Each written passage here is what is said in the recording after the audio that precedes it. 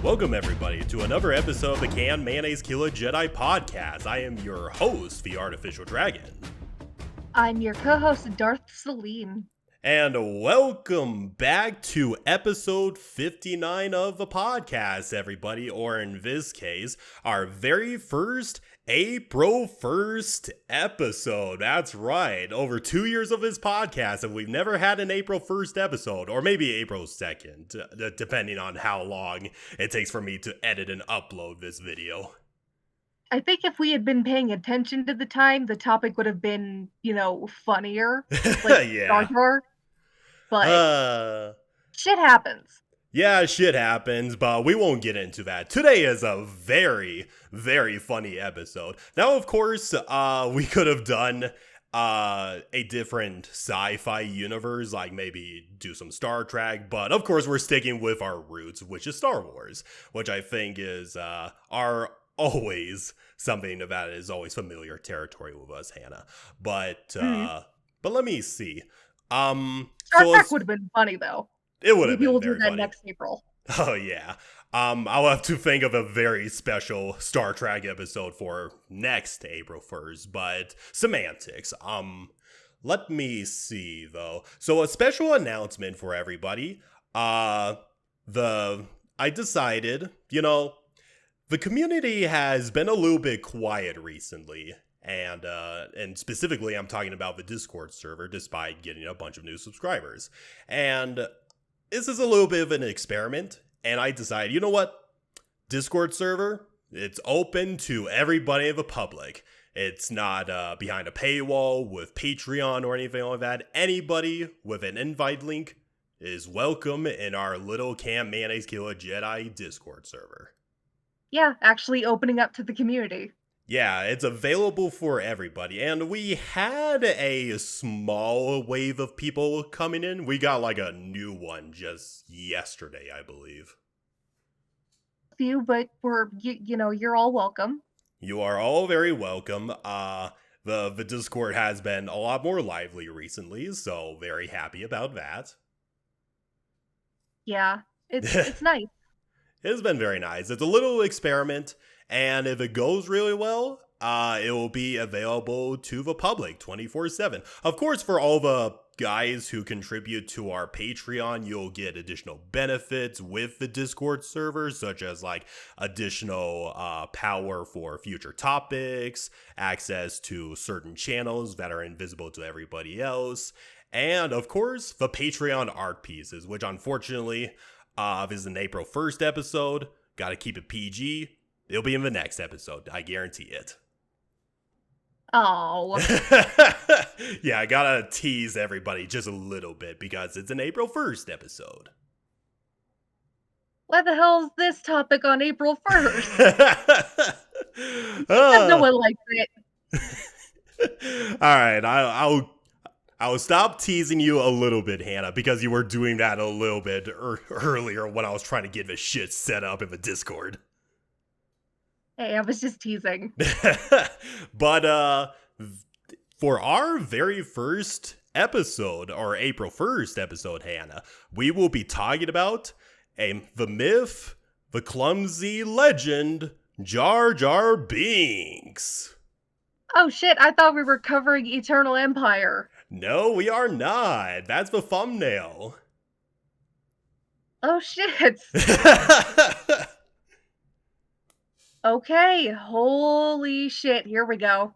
Yeah, we're getting into the nice, juicy stuff. We're going to be a little bit silly, going to be a little bit clumsy with Jar Jar over here. As you see, it's referencing the Pepe the Frog meme down there. Yep. Which I think is very appropriate for Jar Jar Binks in particular, because, okay, before I go into my personal opinions, Hannah, what do you think about Jar Jar Binks? I mean, I can understand why they put him in the Phantom Menace and the prequels because of the comedic relief. Yep. But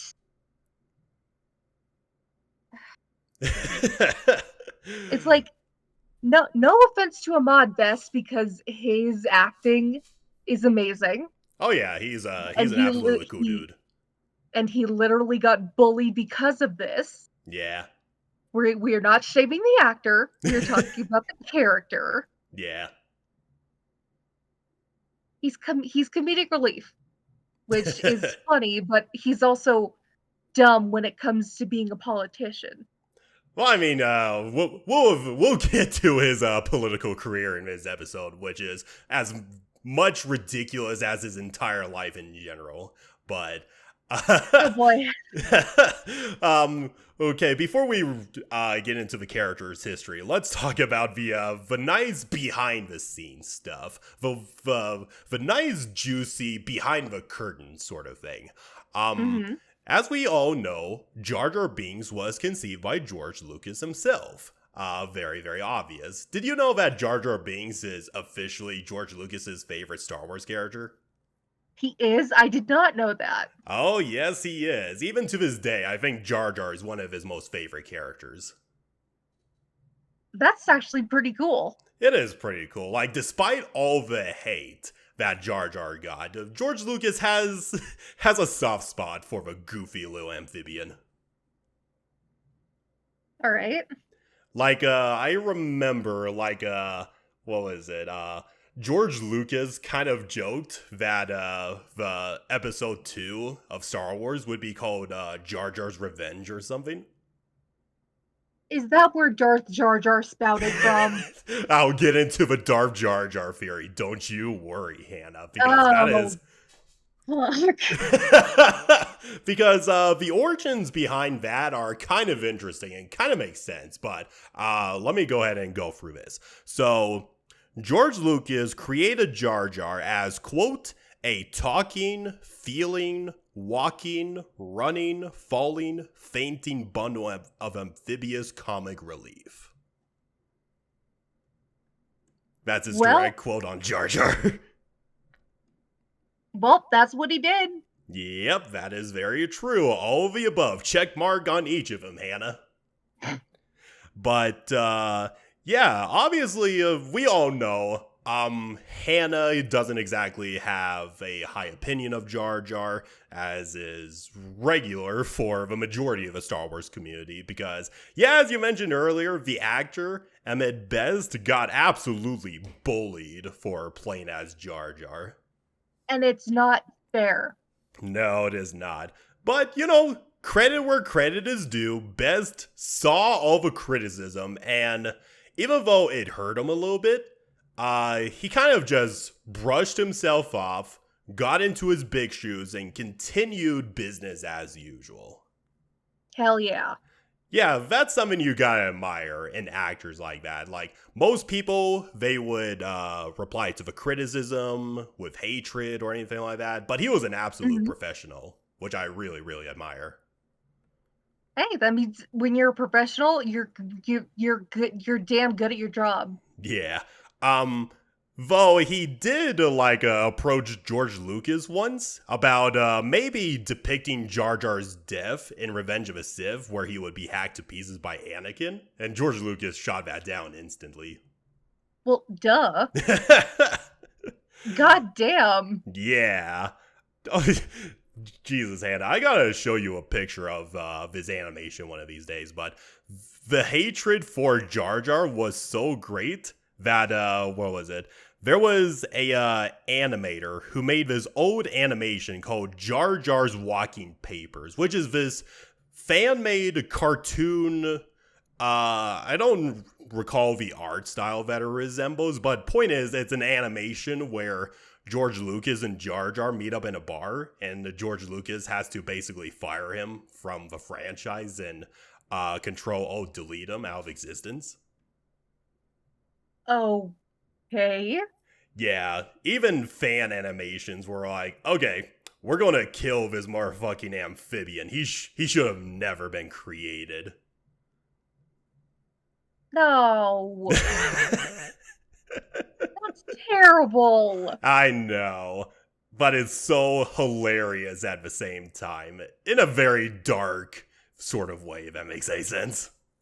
Kind of, but still, goddamn, he's just comedic relief. There's even in the Force Unleashed game, there's like a Easter egg where you could actually find Jar Jar in a case of carbonite, like Han Solo is. Cool.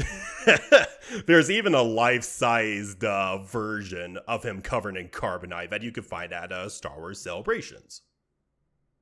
Nice. Yeah, nice little Easter egg there, which I think I appreciate it. And then, of course, let us talk about the popular Darth Jar Jar meme. Oh boy. So, the Darth Jar Jar meme, it was a theory created by this Reddit user named Lumpawaru, who speculated that Jar Jar was originally written as a major antagonist and was meant to be a prominent collaborator with Palpatine, but was ultimately redacted given the character's negative impact on the audience. And like, if you go to this post, it's like, what was it? It's like, you know how like most Reddit posts, they have these lengthy conversations with a couple of sentences on certain categories and all that sort of stuff, like you would see in a dev battle? Yeah. Imagine that with Darth Jar Jar, and he's just laying out all these theories, like, oh, Jar Jar, normally when you see characters doing these supernatural acrobatic acts, it's mostly with Jedi, Sith, or at least Force users. What if Jar Jar was a Force user of some kind? Okay. And so one prominent example I remember off the top of my head where was Jar Jar making a huge leap from the shore and into the lake when he was leading Obi-Wan and Qui-Gon to Oda Gunga. He was all like, how the fuck can he jump that high? He's gotta be a Force user, right?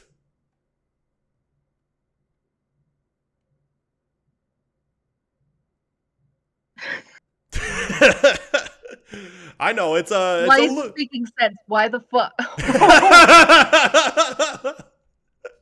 Oh my god. Hannah, your motherfucking the gears in your head are spinning. The motherfucking sparks are flying in your head. Yep. But yeah, like it's a very large, in-depth post, which I'll probably put a sneak peek into this video anyway, but it makes a whole lot of sense in my opinion, but ultimately it is a theory, a game theory. But the fact that he could be a Force user because Gungans can be Force sensitive. There was a little baby Gungan in the Clone Wars. Yeah, there was a baby Force using Gungan. Yeah, that is true. So Gungans can be Force sensitive. It's just he's too stupid to realize it. I think it's also a fact that the Force manifests as like a instead of like as something apparent, it's subtle.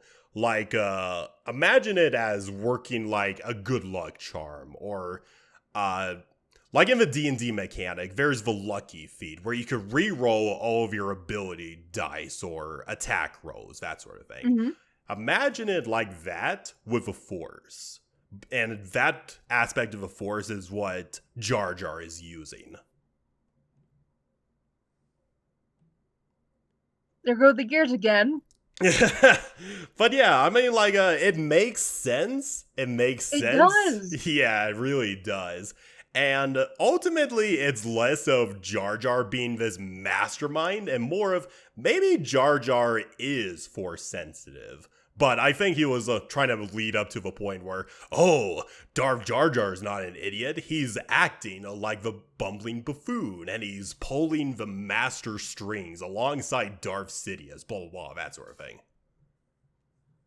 Nah.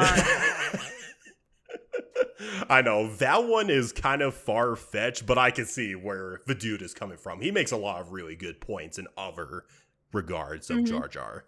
But this theory became so popular that it became viral. It was covered by numerous media outlets like the Washington Post, the Guardian, and the New York Times even. Goddamn. I have a friend who is kind of into Star Wars, but he did tell me about the Jar Jar theory. It's like, Yeah. what the fuck? And even the actor himself made a tweet saying, "It feels really good when the hidden meaning behind the work is seen, no matter how long it takes." Holy shit. So it's basically but confirmed by the fucking actor. But here's a smoking gun to kind of shoot that one down. George Lucas, when he was asked about this theory during a podcast he was starring in, he looked absolutely shocked, and he responded, "No, absolutely not." Oh my god. George Lucas, I imagine George Lucas like, "What the fuck are you talking about?" That's hilarious. Bess was just being a motherfucking troll. Hey, that's awesome though. That is awesome, yeah. But yeah, That's funny. that is hilarious, Hannah. I will be completely honest. This is probably the most research I've ever done for Jar Jar, because a lot of them are just crack filler and based off of memory. But I think that's like the most interesting thing about Jar Jar. Like, I mean, there are other interesting things, but the Darth Jar Jar thing and the behind the scenes, I guess, hatred for him is really fascinating. It is. Yeah, it is. And like for me personally, I don't mind Jar Jar. I think his antics are fine, maybe a little bit annoying, but he's a genuine character. He's not harming anybody. Well, okay, he's probably harming somebody in lore, but he's not harming somebody in real life, at least. Fair. So he's harmless. He's harmless. Unlike He's goofy. he's goofy. Compared to motherfucking Ray and Rose, he's way better than them. Oh yeah. Glad At we least could Jar agree on Jar that. is funny. Yeah, He's at like least a it's Looney funny. Tune. He's like a Looney Tune. Yeah, he is just like a Looney Tune. But yeah, with that little behind fuckery out of the way, Hannah, let's actually I get. love the behind the scenes stuff, dude. Yeah, they are so fun to talk about. We gotta do more behind the scenes stuff more often. But yeah, let's go ahead and actually talk about Jar Jar's story, if there is one. So Jar Jar Binks was born 52 years before the Battle of Yavin. So like 21 years before the events of episode 1. Okay. So he was like, I believe, 21 years old when Obi-Wan and Qui-Gon encounter him. But yeah, Jar Jar, he was born, obviously, on the Gungan capital of Oda Gunga. And while much of his early life isn't known, as with most characters are in Star Wars, I do want to quickly indulge you on a non-canon origin story for Jar Jar Binks, which is, as I mentioned before, it's non-canon, but it's fascinating, dark, and hilarious at the same time. Okay, let's hear it. So this story comes from Star Wars Tales, which is an anthology series that are stated to be quasi-canonical. Just to give you a perspective, one of the stories from this anthology series is Darth Vader fighting Darth Maul once.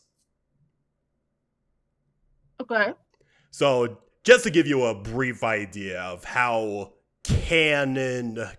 questionable they are in canon of Star Wars. But anyway, so Jar Jar Binks was quote unquote canon. It's quote unquote canon.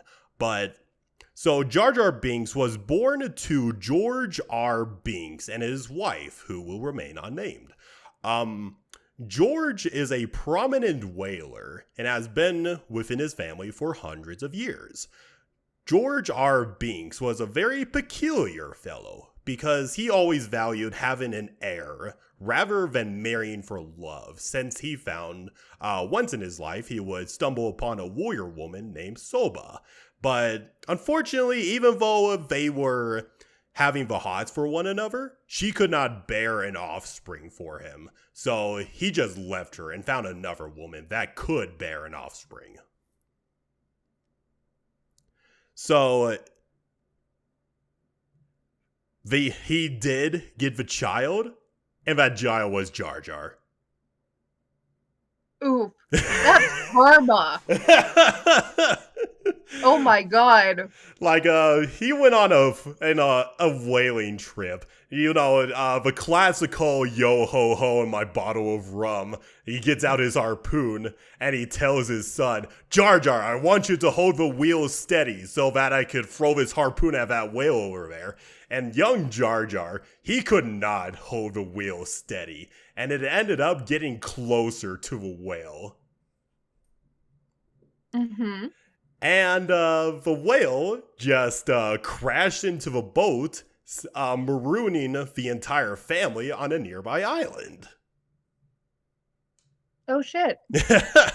So, George, enraged at his son's idiocy, like there's a couple of pictures where if you Google Jar Jar's father, there's most likely an image of him somewhere. You know how, like, motherfucking Homer chokes Bart Simpson? You little? That's basically... He does that? He does that to Jar Jar because he was so angry with him.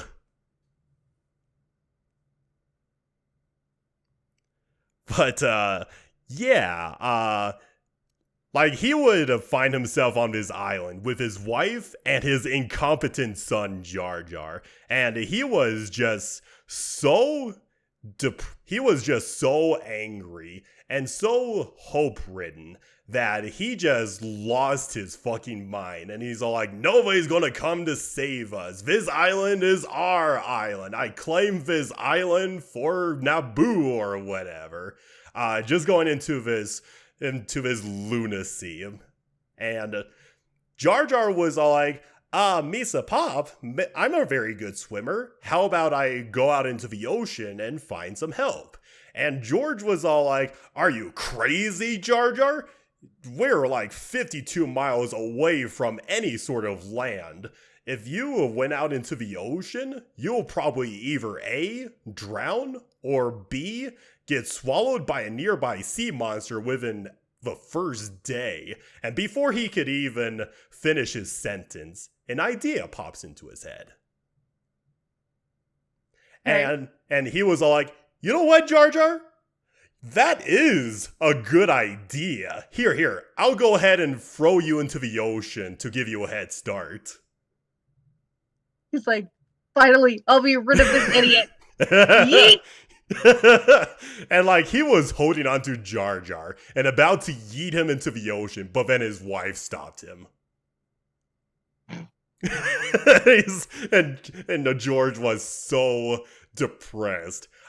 He walked away to the nearby beach. He takes out his pistol and he aims it at his head. I saw that when I looked it up. I was like, oh shit. Yeah, we're about to get to the good stuff.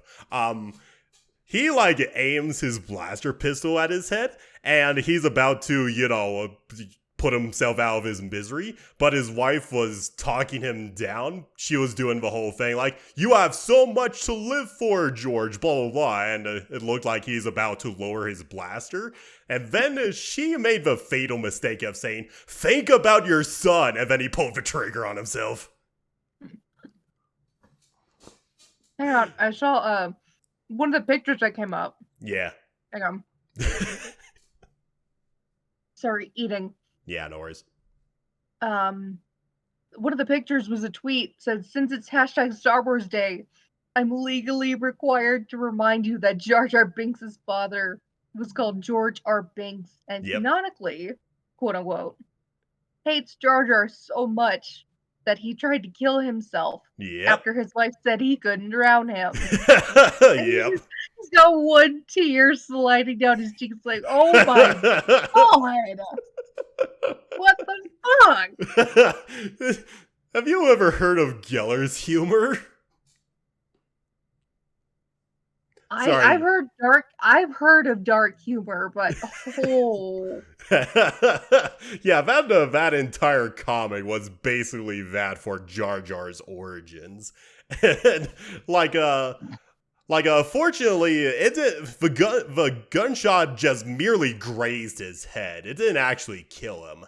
Um, but his wife was all like, blah, blah, George, why do you hate us so much? You could have married a woman that you actually loved, but instead you married me because you wanted a son. And then George looks at Jar Jar, who's being clawed at by a crab, and he's all like, so depressed. And that's basically where the comic ends. Oh god, I see it. Don't do it. Don't do it. Don't do it. And like I said, it ends. We don't know what happens to Jar Jar or his father or his mother. They could have both committed suicide for all we care. Well, at least we know what happens to Jar Jar after that. Yeah. Kinda. But what the fuck? I know. That's why I called it non-canon, because it's a couple of details are a little bit questionable, like they're stranded on an island, and that should, Questionable's a fucking understatement. yeah, like well, okay, besides the motherfucking father being driven insane by his own son, it's questionable because the Gungans are an amphibious race. They could have easily swam off the island, but like I said, the canonicity is questionable in this story, but I thought I'd throw it out there because I know a couple people would be angry at me. But Let me include it. That was interesting. yeah, it was oh god, that has got to be like the darkest slash comedic comic of Star Wars I've ever seen in my whole goddamn life. Yeah. And it's fucking Jar Jar! More fucking Palpatine murdered his own family. Jar Jar had his own family commit suicide. Holy shit. Now it's starting to make a lot more sense. I'm starting The further this bullshit goes on, it's making a lot more sense. I'm starting to make you into a believer, Hannah. Place your bets. Do I become a believer by the end of this episode? Well, let's continue on, Hannah. So let's go ahead and steer back to the actual canon of Jar Jar's story. I say canon, and it's mostly legends, but I'm going to call it canon anyway. So, he's never been seen since, what was it, Clone Wars? So, well, you're not wrong, but we'll get there when we get there. So what we do know of Jar Jar is that during his younger years, Jar Jar would actually be banished from every school on Otoh Gunga. And he wasn't able to turn to his parents for guidance because either they rejected him or they're dead. They didn't make it clear at that point. But he essentially became a vagrant. He would jump at job after job after job. Like, he would get himself a job, and he would be fired before sunset. ooh, that sucks. Yeah, because of his inherent clumsiness, he could not hold down a job. The poor bastard. Ooh. But he did not fall to despair, and he would try becoming a shutter-up musician, which is like a street musician with a guitar and everything, like you see in downtown Flagstaff. Yeah. And, you know, he would play this music to the best of his abilities, but And, he would be given some money by some passerbys. Only these people wanted to give him money so he could stop playing that goddamn music.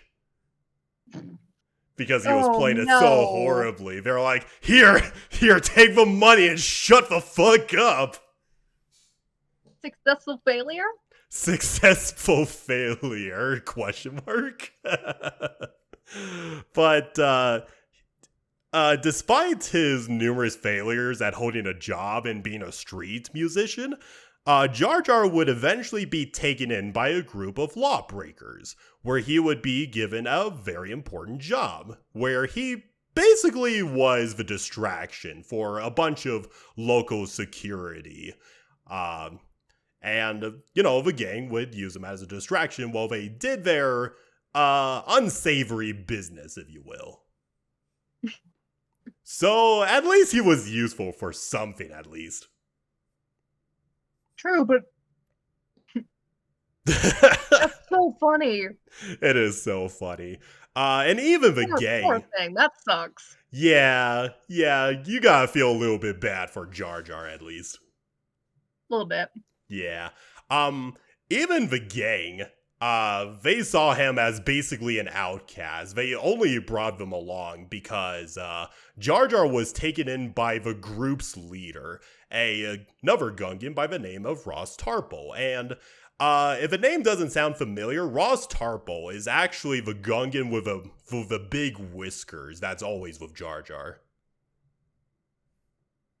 Oh, okay. Yeah, and Ross Tarples, he valued Jar Jar as an equal member of a team, and he valued him as a legit friend. That's awesome. You could kind of tell in The Phantom Menace. Yeah. But that's cool. Yeah, so it's starting to things are starting to look good for Jar Jar. He's found himself a group that he could be friends with, and he's actually got himself a actual friend that respects him for his abilities, which is pretty wholesome. Oh god, just wait until he gets into fucking politics. We're not quite there yet, Hannah, but we'll get there when we get there. Eventually, though, the gang would fall apart when Tarpos himself enlisted in the Grand Army, and Jar Jar would once again be left with no purpose. Fortunately, though, now that Tarpos is in a prominent position in the Grand Army, he would actually be referred to basically fulfill a role within the higher echelons of Gungan society. Mm-hmm. Like, he would actually be employed by the leader of the Gungans, Boss Nos, who is the fat fucker who's like,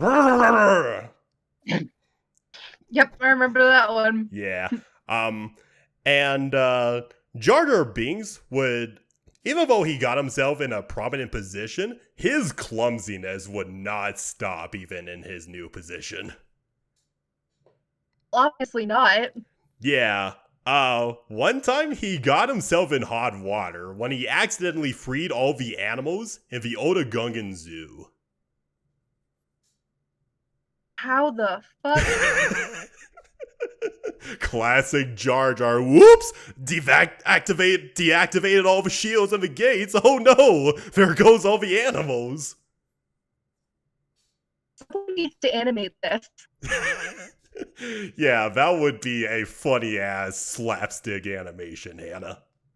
I would want, like, a Jar Jar Looney Tunes cartoon.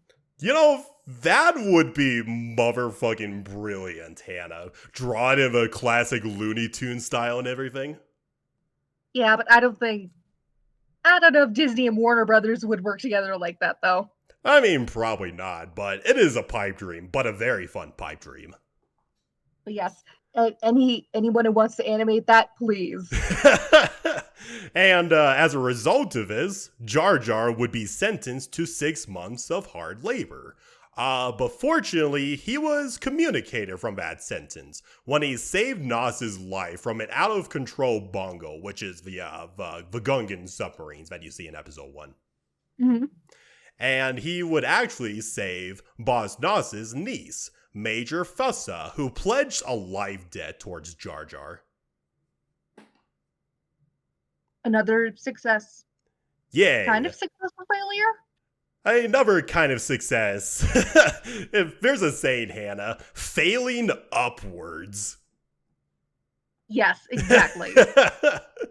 And Jar Jar was kind of embarrassed that a female Gungan would pledge a life debt to him. But on the bright side, he was kind of excited because, he's never had love before. So this would be kind of a new experience for him. But but unfortunately, Boss Nass kind of revoked the life debt out of a technicality. Oh, what a dick. Which was both a relief and a disappointment to Jar Jar. That's funny. It is funny. He was this close to getting himself laid, but the boss was all like, nope, you're not going to sleep with my niece.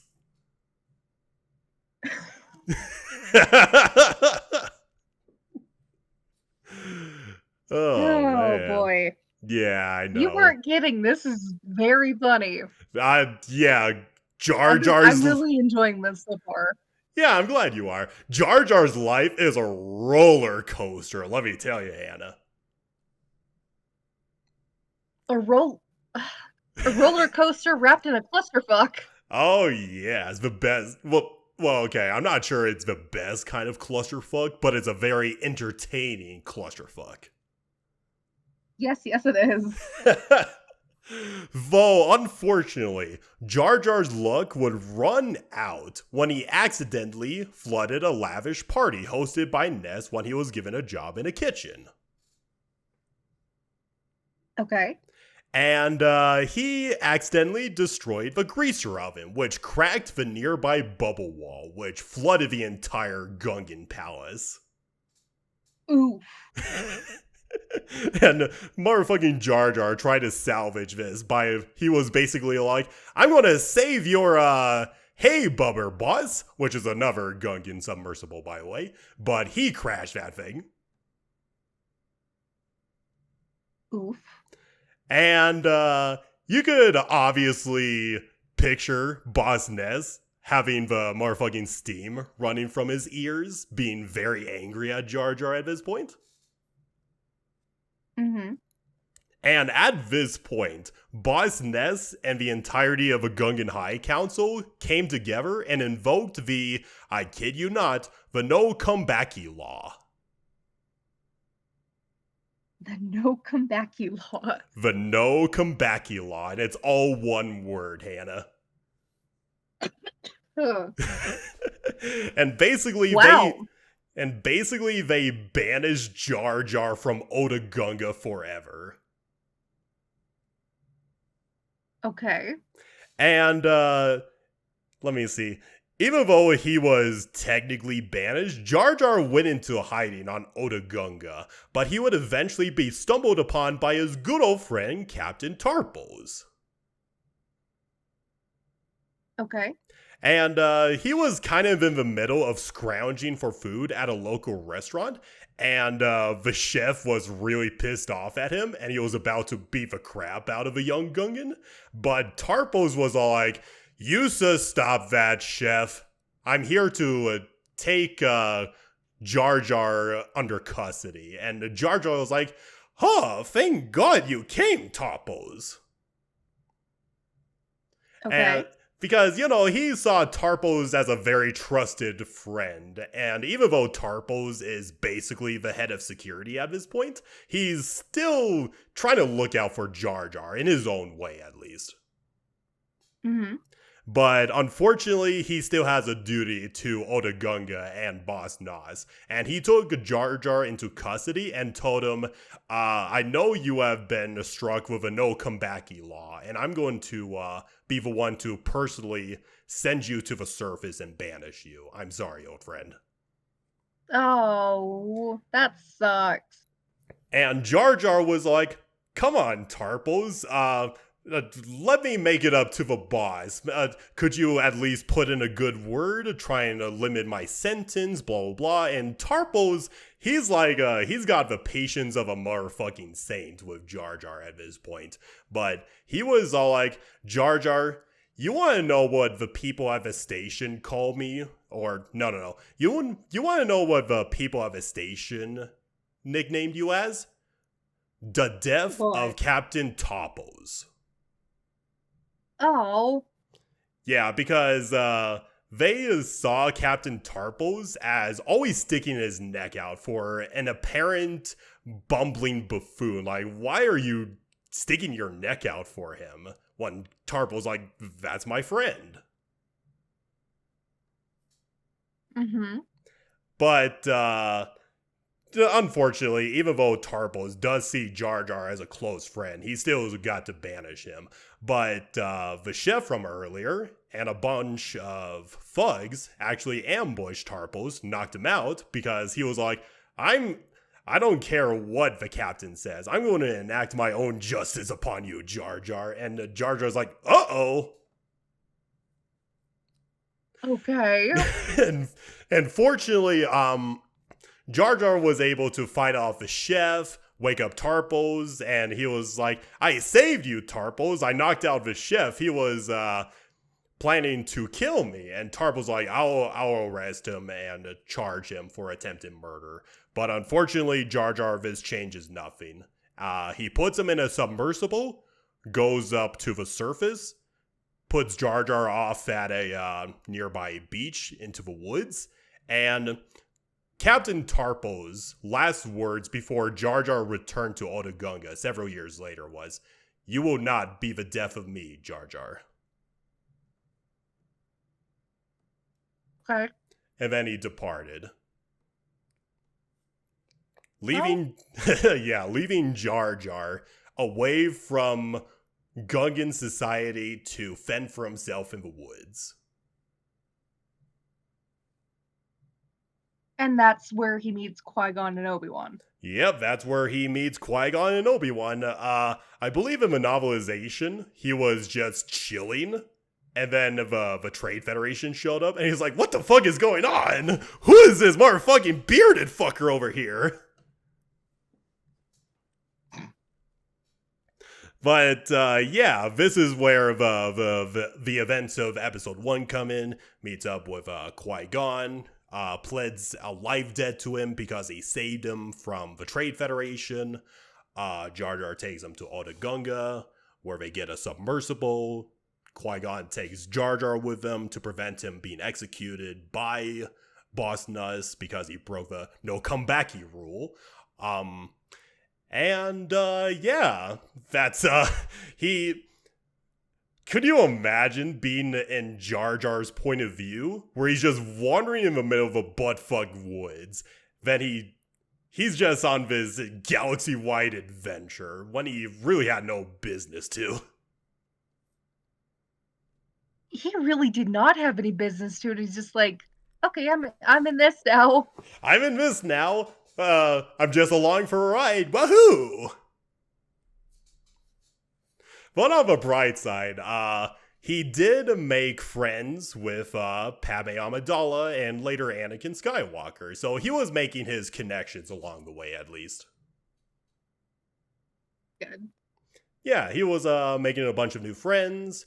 And then, of course, there's that scene where Jar Jar tells... shares his fears with Padme of what's going to happen to their shared homeworld, telling Padme that the Gungans would never back down from a fight. We are warriors. We have a grand army. And that's what kind of sparked Padme into forming an alliance between the Naboo and the Gungans and all that stuff.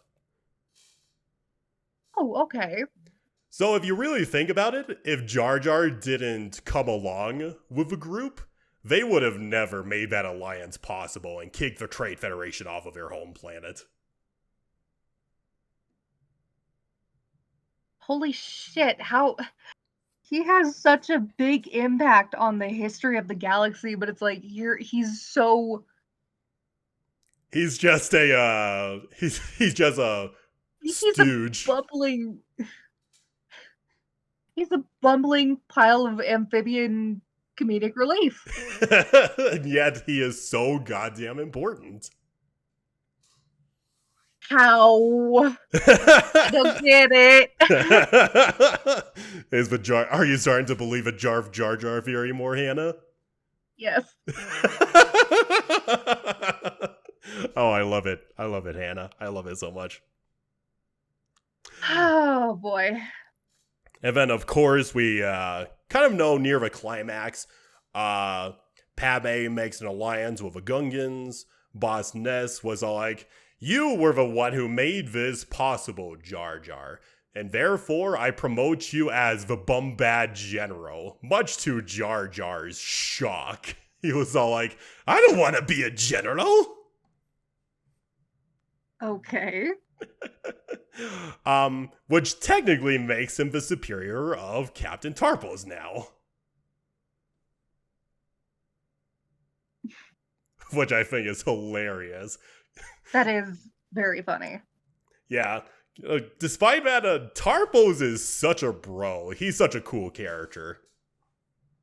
Yeah, he is. Like, numerous instances, if you remember in episode 1, he's trying to help Jar Jar everywhere he goes. He tries throwing a plasma ball when Jar Jar finds himself on a tank. Tries to pick up Jar Jar, but is unfortunately captured by battle droids, that sort of thing. Mm-hmm.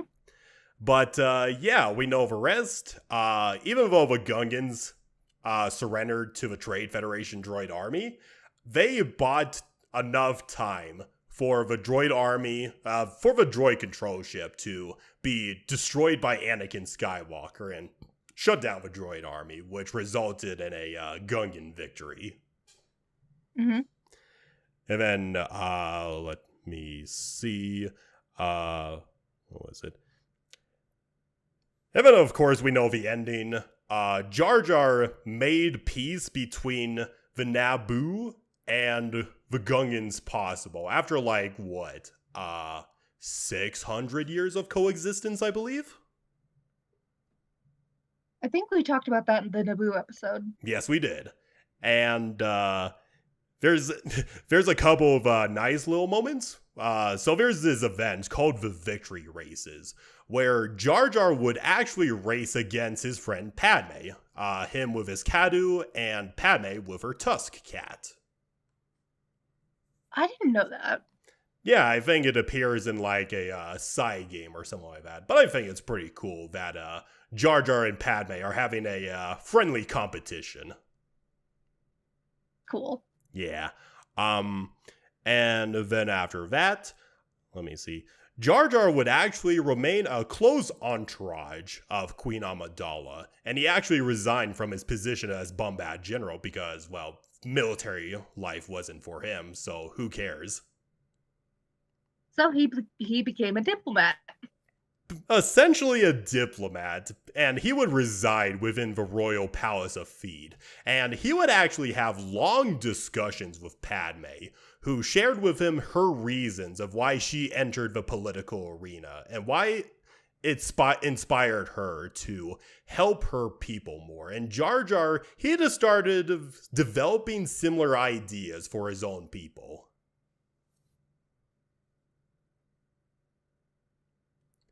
And after a little while, Jar Jar, even though he was a little bit naive in approaching the life of politics, he would actually learn the nuances and the appropriate language of politics, and he became a representative in the Gungan High Council under Boss Nass, a position which he apparently attained by using his former position as a Bombad General within the Grand Army.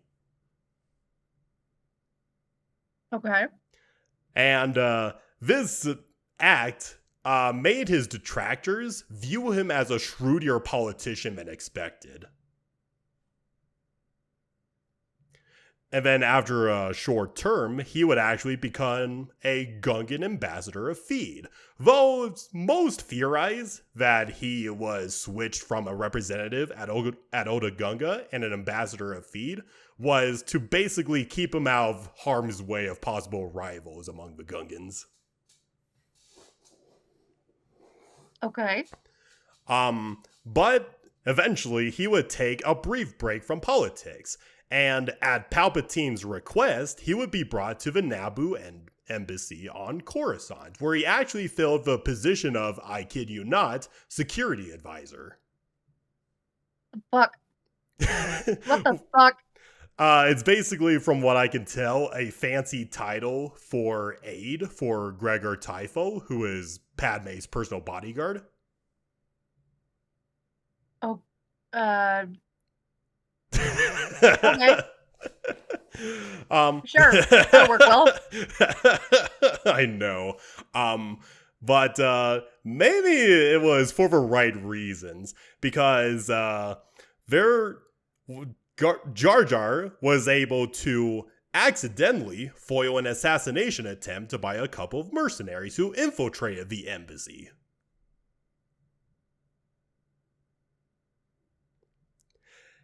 And Yeah, I think this fucker has the lucky feet. oh yeah. And with this miraculous prevention of an assassination attempt on Palpatine himself, by the way, the Supreme Chancellor personally approached Jar Jar Binks, congratulating him for his efforts in stopping this assassination attempt, and basically promoted him as junior representative. Holy shit. Okay. Something of which Jar Jar was happy with, because think about it from his point of view. He's literally the very first representative, i.e. senator, for his race, who haven't even invented space travel yet. Yeah, that is pretty big. It is a pretty monumentous position, especially for the Gungan race in general. But let me see. For this monumental position that would be granted, Jar Jar would be gifted this little trinket called the Amulet of Trust by his people. And it's basically a special artifact found within the Gungan sacred place as a symbol of office, basically. Mm-hmm. Though when he became a junior representative, he became the target of ridicule toward other reformist senators like Padme and Bail Organa due to his clumsiness and, classic Jar Jar stuff. Mm-hmm. But, uniquely enough, even though Jar Jar was kind of a klutz, he was actually a very hardworking and honest politician, which is very unheard of, especially when you consider this is the Galactic Senate we're talking about here. Crushing. Yeah, ironically, Jar Jar is the least corrupt politician out of all of them. Hey, what an ideal senator should be. Except his ideal senator is clumsy as hell. I know. But still, for example, during an opening ceremony of an aviary, which held a bunch of rare and endangered birds, Jar Jar would accidentally deactivate the force field dome that contained the rare creatures to, quote, disastrous results. Oh no. Oh no! And then on another occasion, he was attending a very important fundraising gala. The classic gala where there's a lot of people in really nice dresses. There's a lot of really fancy food. Big fancy party. Very big fancy party. And Jar Jar, he was actually trying to mimic one of his colleagues by putting the tablecloth as like a napkin of sorts down his robe as like a little, a little covering for his robes and everything. You want to know what his colleague that he was trying to mimic was?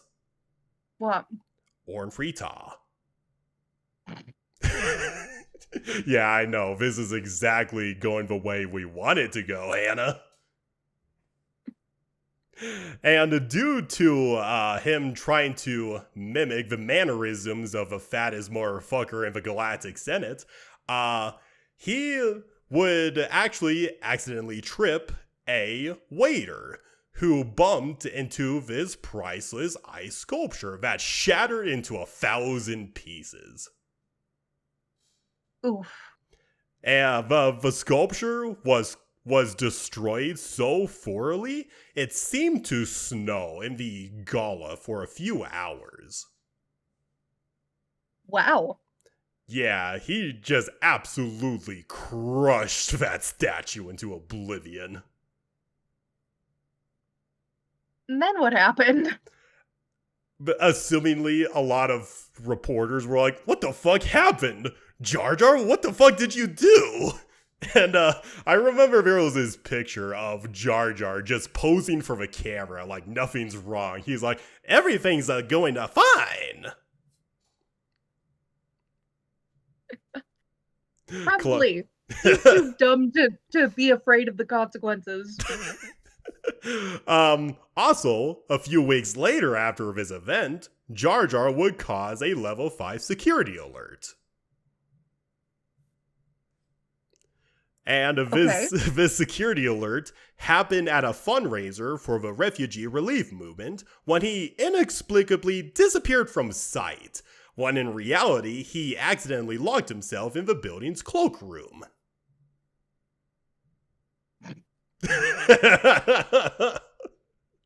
Oh, Jar Jar. Oh, Jar Jar. With his antics again. As usual. Despite all of these legendary disasters, many would keep inviting the clumsy Gungan to future events and galas, in part because his presence ensured good media coverage. Because he was so funny? Because he was so funny and ditzy. Everybody's like, oh, Jar Jar, that klutzy Gungan. Mm-hmm. Like, there are legit some journalists that are officially quite fond of the Gungan because of his gentle sincerity. There's even this one journalist called Desolga Twang, who is infamous for basically listening to a lot of gossip of the high elites and being overly critical on many people. One example I could give you is that even though he loved Palpatine's political philosophy, he absolutely hated his red wardrobe. Okay. But this very same dude looked at Jar Jar and was actually a very genuine supporter of him. And he basically praised Jar Jar's fashion acumen.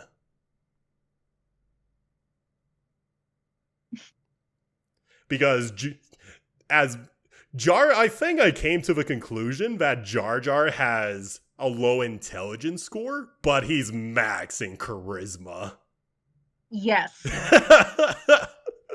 Or at least low on wisdom. His intelligence is like a fucking 7. While his charisma is 20. Maybe a 21, Hannah, because holy shit. But that's a god every fucking time he successfully fails. Like I said, Hannah, he's failing upwards.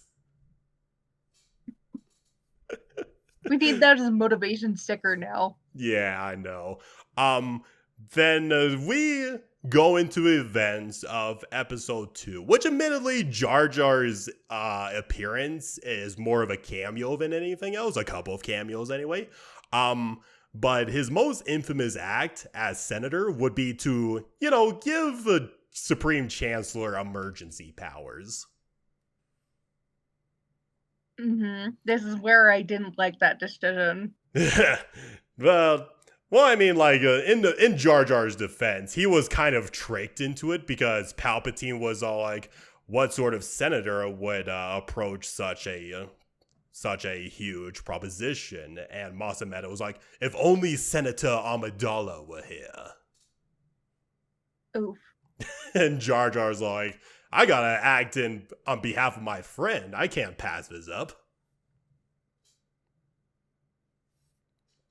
But afterwards, I mean, he didn't know it quite yet, but when the Clone Wars kept going, and it became apparent that it would become one of the bloodiest wars of recent memory, Jar Jar would actually learn to keep his mouth shut because he didn't want to make another decision like that ever again in the Senate.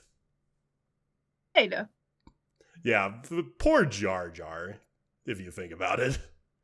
Yeah, that sucks, but goddamn.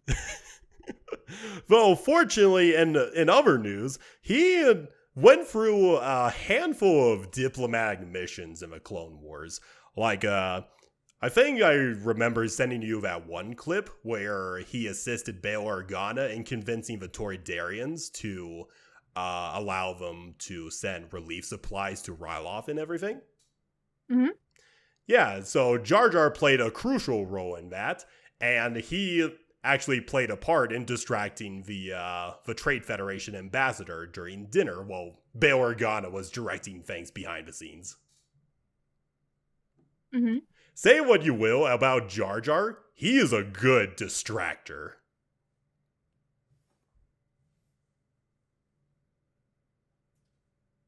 Well, let me see. And then on another occasion, he would accompany Padme to Rhodia, and so Jar Jar, he prevented an abduction attempt because New Gunray made a deal with Uncle Ono to give up Padme, and in return, the Trade Federation would offer supplies to Rhodia because the Republic weren't supplying them for some reason. And Mm-hmm. Jar Jar, classic klutzy Jar Jar, he accidentally banged up Padme's ship a good amount when he was attacked by battle droids, and he found a random Jedi cloak in the ship, and he decided to disguise himself as a Jedi to fool the battle droids and everything. Okay. And then somewhere along the lines, he made friends with his giant slug monster that he named Boogie, used Boogie to destroy the battle droids and capture New Gunray for the Republic. So, okay. Yeah. Well, he's pretty weak, so he probably gave up easily. Well, credit where credit's due. Jar Jar did his damnedest to try to rescue Padme, but we all know Padme's more than capable of protecting herself. Of course she is. And he did make friends with a giant slug monster, Hannah. Damn. Like, everybody except for Padme and C-3PO believed that Jar Jar was the Jedi, and Uncle Ono was all like, I must thank you for helping us, Master Jedi. I don't mean to offend, but you must either be the bravest Jedi or the foolish. And Jar Jar was all like, I'm just a Gungan, and I don't think I'm either. And C-3PO was all like, Jar Jar, for me, you're a little bit of both. And, of course, he took part in taking the ransom money to Florum when God damn it, why can I not think of his name? Hano Onaka captured Count Dooku, and Jar Jar was one of the representatives that was going to, send them the ransom money. But they got shot down, and Jar Jar, along with a bunch of clones, unintentionally rescued Obi-Wan and Anakin from custody. Mm-hmm. And it was kind of funny because Obi-Wan and Anakin had Hondo hostage, and Obi-Wan kind of mentioned that they had to escape, and Jar Jar's all like, wait a minute, you two were trapped? We so rescued you! And Anakin was like, no, Jar Jar, we didn't need any rescuing. Oh, they kind of did. They kind of did, yeah. Have you watched the Blue Shadow Virus trilogy? Which had Yes, I did. Yeah. So you know Jar Jar's role in finding the lab that was in the swamps and all that. He was very played an important part in that one. Yes. And then then in the very end where where Jar Jar's all like, I'm gonna get some training, and then Captain Rex, who's in no state to fight or anything like that, he just looks at Jar Jar and he's all like, I am not training him. But yeah, and then a little bit afterwards, Jar Jar actually played a monumental role. I know I'm just kind of jumping over plays, but Jar Jar had a good amount of roles to play in the Clone Wars, surprisingly enough. He would actually convince the Gungan High Council to send the Gungan Grand Army to help the Republic and his friends on Mon Cala, because, you know, they're a fellow aquatic race. You gotta give that back up. Mm-hmm. And then a little bit after that, he gets reunited with his old friend, now General Tarpos. He actually got himself a promotion this time. Oh. Yeah. He deserved it. He definitely deserved it. He's an absolute badass. But he had to go back to Naboo and secretly talk to Padme, because there have been current talks of the Gungans basically betraying the Naboo, because the current boss of the Gungans, Leone, was all like, we need to overthrow the Naboo. They have been treating the Gungans unfairly, blah, blah, that sort of thing. And it was found out later that the boss was actually hypnotized by a Gungan mystic that's secretly working for Count Dooku. Okay.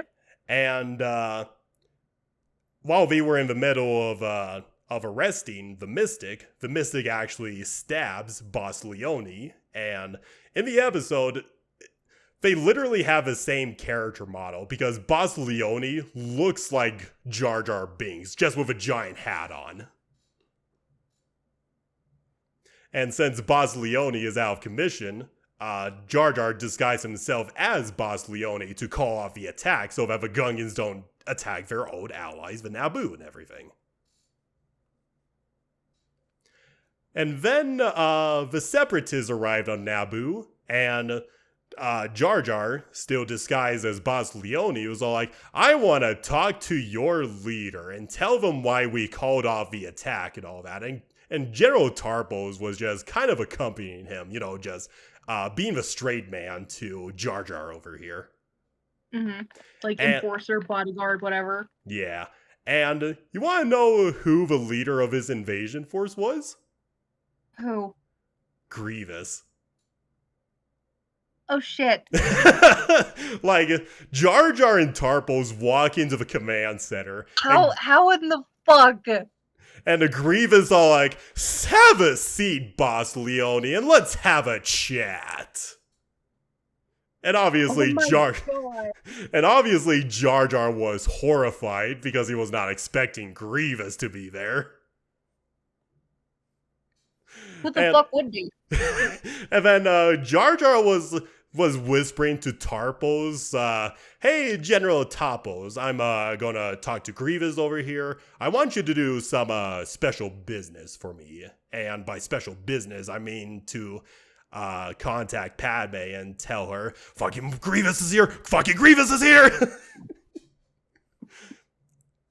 Mm-hmm. And long story short, Jar Jar was kind of chilling in front of Grievous, and Grievous was getting very impatient, and he's all like, what are we waiting for? What is it that you're waiting for? And Jar Jar's like, oh, give it a little more time.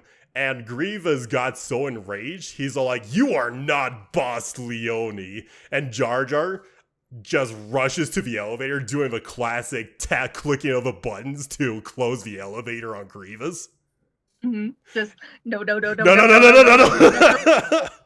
And then, fortunately, he manages to give a fuck out of Dodge, and Grievous finds his entire droid army deactivated by the local Gungans, and Tarpos, being the motherfucking badass that he is, has his warriors surrounding Grievous, and he's like, "You shall surrender, General," and Grievous, you know, being the martial warrior, he indulges the Gungans with his lightsabers, very easily killing all of them. And then Tarpos comes in, And Tarpos, I can't give Tarpos enough credit. He went up literally against the man who killed 100 Jedi, mano a mano, with his little stick, and Grievous also had one of a Gungan stick to even the odds. However, unfortunately, Grievous stabbed Tarpos. Did he die? So there's actually this badass exchange where Grievous is all like, "How does it feel to die?" And he drives the spear even further through Tarpos. And Tarpos is all like, "Not to die. Sacrifice." And he stabs Grievous with his own spear, giving enough time for the Gungans to EMP Grievous and basically incapacitate him. But Tarpos unfortunately does indeed die. Aw, rip, bro. Rip, bro. And if you really think about it, Jar Jar was technically the cause of General Tarpo's death in the end. Oh my god, you're right. I think that was it was kind of a sad little connection I made while I was doing research. Mm-hmm. But unfortunately, as canon goes, Anakin actually gets captured by Count Dooku himself, and they have to do a prisoner exchange. Anakin for Grievous. So they gave up Grievous for Anakin, basically. Okay. Which essentially made General Tarpos' sacrifice meaningless, unfortunately. That sucks. It sucks. It's such a tragic end for such a badass character. But yeah, let me go ahead and jump a little bit further. So by the end of the Clone Wars, of course we get little of Jar Jar in Revenge of the Sith, except for a couple of scenes he's in. And as you know, fascinatingly enough, we don't get a lot of insight on what Jar Jar was doing at Revenge of the Sith or the Galactic Civil War, but okay, you could imagine he was absolutely crushed when Padme died. Well, yeah. Not to mention, That was his friend. yeah. Not to mention, Anakin is apparently gone. Obi-Wan is nowhere to be seen. All of the people that he knew in life were just gone or dead. Oof. Yeah. Another big oof. Yeah. Even his first friend died during the war. A war that he believed he caused. Not because he knew Palpatine tricked him into it, but he legitimately thought that a lot that happened in the Clone Wars was his fault. Oh. So you can imagine how soul-crushing and depressed Jar Jar would be at the end of the Clone Wars. Well, yeah. Oh, that makes me so sad. On the bright side, though, he did succeed Padme as Senator of Naboo, at least. Well, that's cool. But unfortunately, with his reputation as the guy who gave the Supreme Chancellor emergency powers, allowing him to become the Emperor, a lot of people saw him as a scapegoat. Oh, that's not fair.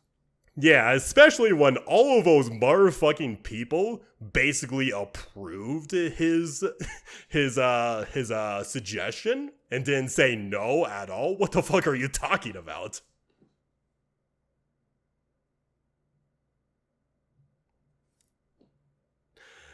But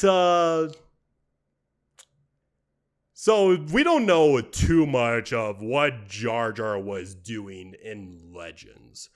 In canon, however, we do kind of know where he is in canon. Okay. So this is expanded upon in the canon novel Aftermath, which is very self-explanatory. Explores the events of after the Battle of Endor, the formation of a new republic, the end of the Galactic Empire, so on and so forth. Mm-hmm. And it would actually explore Jar Jar. So he's no longer in the business of politics. He's basically an outcast, like he was before episode 1. He was once again an outcast by not only the Gungans, but all of Naboo. Oh, that sucks. Yeah.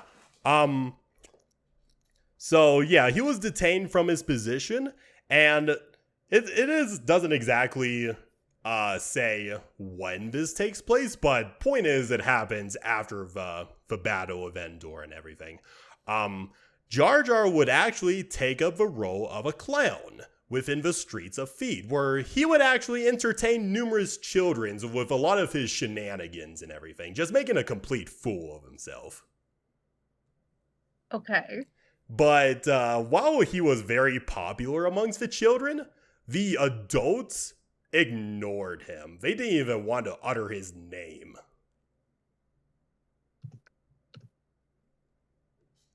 And That's just, so sad.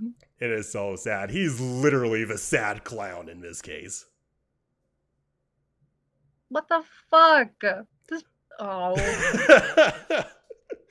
And there would be this one child who is actually a orphan and a refugee from a recent Imperial attack. This kid was named Mopo, and he would find Jar Jar performing, and the Gungan asked where he came from. And, the child was like, oh, I'm a survivor of an Imperial attack. I found myself on a refugee ship, and now I'm here on Naboo. And just to give you an idea, this child was left significantly burned across his face. It was very unlikely that he would ever be adopted due to his ugly looks. Oh. And Mopo actually looked at the people around Jar Jar, and he noticed that many of the adults were ignoring him. And he was asking, like, hey, I noticed that you're very popular amongst the kids, but why are the adults ignoring you?